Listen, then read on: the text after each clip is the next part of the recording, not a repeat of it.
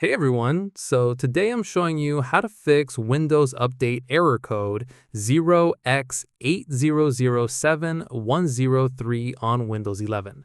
This error usually appears when Windows tries to install a driver that's already installed, but here's how to fix it. Let's get started.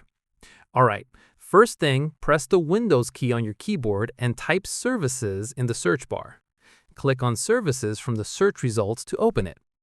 Now you'll see a long list of Windows services. Scroll down until you find Windows Update. You can also click on any service and press W on your keyboard to jump to services starting with W.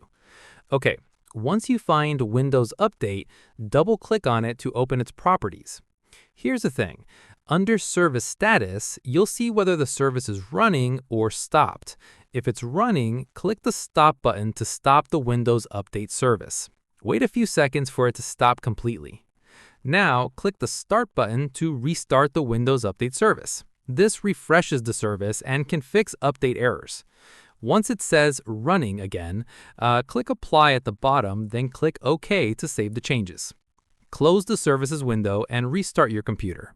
After rebooting, press the Windows key, go to Settings, then Windows Update, and try checking for updates again. The error code 0x80070103 should now be resolved, and Windows Update should work normally.